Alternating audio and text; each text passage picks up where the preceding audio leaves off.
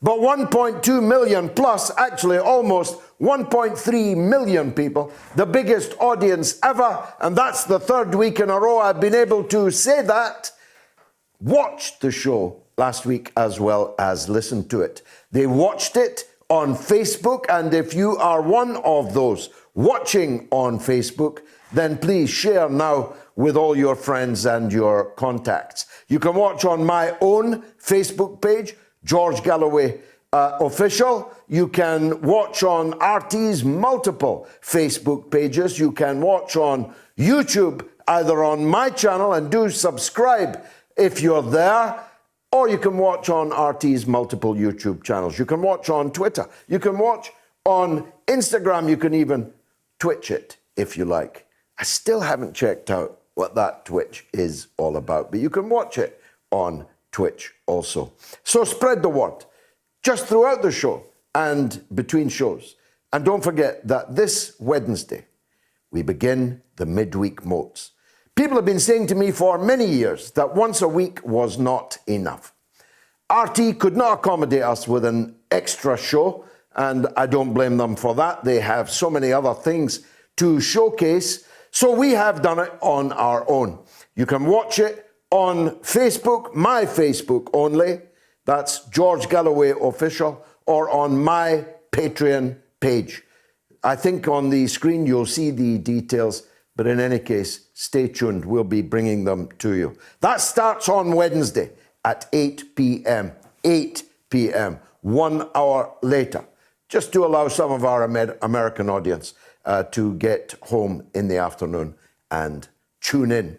Now, the MOATS Extra will go places that I don't go here on a Sunday, because I'm not the platform. It's not my platform. I don't want to go places, go to issues in a certain way that might in any way reflect badly on RT or Sputnik, because they are responsible for my output, and that responsibility comes with the credit of having platformed the biggest show of its kind in the entire world.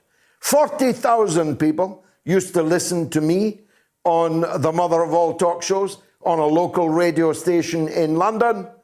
Now 1.27 million did watch, never mind listen. So thanks to RT, thanks to Sputnik, but on Wednesdays I'm on my own, and I can't do it without your support. There'll be tears and laughter forever after on the MOATS Extra. There'll even be music. Even the Top Cat is back, and there'll be some bare-knuckle fighting. There's bare-knuckle fighting, of course, in the US presidential election. Maybe even literally as well as metaphorically. And maybe it won't just be punches that are being exchanged. It is building up to a denouement which is pregnant with some of the most terrifying prospects since the Civil War, when Joe Biden had already been a senator for a decade or two. Joe Biden said he'd been in the Senate for 180 years, which means he may have been present, like Zelig, at the Gettysburg Address.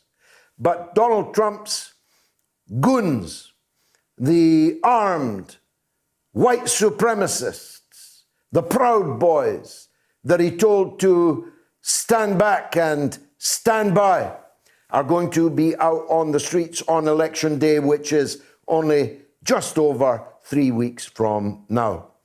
Whether that will intimidate the voters into voting for their man remains to be seen. The American people are not easily intimidated. The election could go either way. There is, of course, a whole series of polls now that put Joe Biden very considerably in the lead. But let me tell you something that from where I sit, and because I've been around a long time, I'm an expert in. In the 1980s, when Britain had a conservative prime minister, so divisive and so controversial, many people found it difficult to admit to strangers that they supported her. Thus, the phenomenon of the shy Tory came forth, were approached by a ponytailed, bright-eyed, bushy-tailed, university-educated, obviously liberal and progressive young woman with a clipboard, comes up and asks, "Are you voting for Margaret Thatcher?" There was a 5% at least who said no, or that they didn't know when they knew fine well that they were going to. Now, if that was true of Margaret Thatcher, how true must it be about Donald Trump? If some Ivy Leaguer bounded up to you with a clipboard and said, "Are you voting for Donald Trump?" would you admit it? I'll warrant there are quite a few who will not. And so, I believe these polls are undercounting Donald Trump's support. But there's also this dichotomy, one which we have touched on over the weeks. The vast majority of Republican voters will vote in person on the day. Thus, every exit poll will show a big lead for Donald Trump. The counting of the votes in person will show a big lead for Donald Trump, because most Democrats are voting by post, the mail-in voter, which is already completely shambolic. Hundreds, thousands, 50,000 this week in the state of Michigan got the wrong ballot paper by post. Now, I can see what's going to happen, can't you? Whatever happens in the postal vote, Donald Trump will claim that it was fraudulent, that it was so chaotic, shambolic, and downright corrupt that he simply will not accept the result of a postal ballot defeat for him. And thus, the scene will be set for an ending which might be fitting, actually, given the chaos of Donald Trump's first term as president, that down on the street things get very, very ugly indeed. Donald Trump has the support, it's widely acknowledged, of at least 40% of the American public. That 40% hold amongst them, between them, scores of millions of guns. Many of them more than one. Many of them not one of your pistols that you cock, but the heavy automatic kind of hardware. Down on the street, if it does get ugly, I back Trump's forces to be considerably more violent than the hippies and Black Lives Matter liberals that will be out on the street against them. A pussy hat ain't no defense against automatic weapons. And so the United States Armed Forces, there are multiple armed forces. I couldn't begin to count how many armed forces they have, but up to and including the Army itself, perhaps the Marine Corps itself, could be on the streets of America dealing with the consequences of this unprecedented constitutional rupture, at least since the American Civil War when Joe Biden was a young senator. Now, all of that, of course, will have to end up in the court. Which court? I hear you say, the Supreme Court. The Supreme Court that gave George W. Bush the presidency when his brother rigged the election in the state of Florida. George Bush was never the president of the United States, but he served 2 terms and he invaded half the world and he created an earthquake which is seismic still. And so what will that Supreme Court, newly emboldened by Donald Trump's right-wing picks, what will they decide? And if they decide that Trump won it, the Democrats will not accept that. And a profound political and constitutional crisis will exist in the most powerful, richest country on the earth. The richest and most powerful empire the world has ever seen will be in a state of armed chaos. Now, that might mean that the rest of the world gets a break. I can hear non-Americans listening to what I'm saying, shrugging their shoulders and saying that. And it could mean that, but it could mean worse than that. It could mean that in amidst all this chaos, some kind of wag the dog operation is mounted to try and still the chaos inside the country. And by that, of course, I mean a war. A war with, if anyone, the People's Republic of China. And that war is pregnant with the end of humanity itself, because no one should imagine that the People's Republic of China will accept to be shot at. Those days are well and truly gone. And if the missiles are arriving on Chinese territory, in Chinese waters, be sure that they will be returned, and with interest. And therefore, this chaos I'm describing may not give the rest of us a break. It may be the occasion when the empire explodes rather than implodes. These are very serious, dark even, prospects. You may think I'm being fanciful, but I study this very closely. I'm on American television 5 nights a week, Monday to Friday, oftentimes with my first guest, Rachel Blevins. I study American politics very closely indeed, and I think I have my finger on the button. But we'll hear from her whether I'm being too apocalyptic or not. But bear in mind that Max Kaiser and many other of our guests and callers from the United States of America have been worried of late about exactly the same thing. The coronavirus is on top of all that. There are 57 million people in America unemployed. Get your head around that number.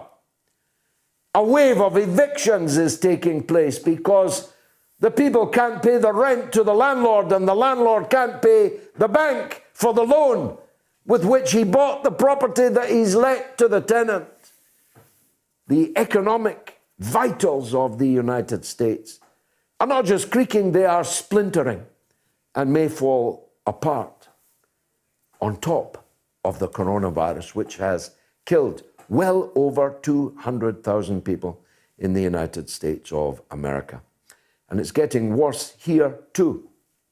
Not yet in terms of hospitalizations, it's getting worse, but not to the point of overwhelming the National Health Service. Not in terms of mortality yet, mainly because most of the people who've just been infected, in a doubling of the number of infections in 1 week last week, have been young people whom we must hope and pray are strong enough to survive it without hospitalization, ventilators, intensive care beds, or mortality itself. The jury's out on that, but it isn't, sadly, out on the other aspects of this story. And we're going to have to confront it. When the facts change, so do my opinions. How about you? And the facts are now that in Britain and the United States, it may very well be that this virus is unbeatable. It may very well be that the opportunity cost of switching all of the shrunken, deliberately shrunken, resources of the National Health Service to dealing with the virus is leaving people to suffer and die in significant numbers from other complaints, other illnesses, other conditions, including mental health conditions. The number of suicides is rising in Britain. I'll be surprised if it isn't rising in the United States also. And then there's the economic cost. As I said at the beginning of the show, the great city of Liverpool, which is in my heart always, has just been closed down. Everything. Pubs, clubs, dance halls, music halls, casinos, bookies, bookmakers' shops, turf accountants, I don't know what you call them, in the United States, have all been shut down, just like that, because of the extraordinary spike in Liverpool and the surrounding parts of the northwest of England. In Scotland, the place where the First Minister has been boasting for months that she was handling it all so much better than the English. Everything is defined against the English. That turned out to be a gigantic lie, and the result of a deliberate cover-up of the reason why thousands of Scotland's old people died in care homes. A cover-up of the initial outbreak in the Nike conference in Edinburgh, which should have been used as a klaxon to alert the whole country to the seriousness of this, was instead covered up. Scotland is now the worst affected place in Britain, and Glasgow is the worst afflicted place in Scotland. And Glasgow too is in my heart. I represented it in Parliament for many years.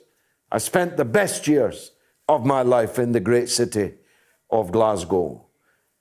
But when you close down every pub and restaurant and cafe, except one limited form of cafe, I'm not even sure if the government knows who is exempt in the cafe field. Certainly the cafe owners don't. If you shut down the economy in Scotland for a problem that is overwhelmingly afflicting the Central Belt, but requires the closure in Orkney, in Caithness, in Sutherland, in the borders of Scotland, you are going to devastate the economy in a way that will still be suffering from decades from now. I spoke yesterday to an old friend of mine, a man in his 70s, but with a young 22-year-old son, just finished university, bright-eyed, bushy-tailed, looking for work. There's no work. Nobody's hiring. The prospects for the economy in Britain and the United States is now so dire that it raises the question of whether or not we're going to have to radically U-turn on the measures that we are taking now and find another way. We'll be discussing that, of course, with the great MOATS medic, Dr. Ranjit Brar, in the final hour. And in between times, we'll speak to a real artist, one of London's finest chanteuses. We'll be talking to her about arts, culture in the time of the coronavirus. It's all coming up over the course of the next 2 hours and 39 minutes on the mother of all talk shows.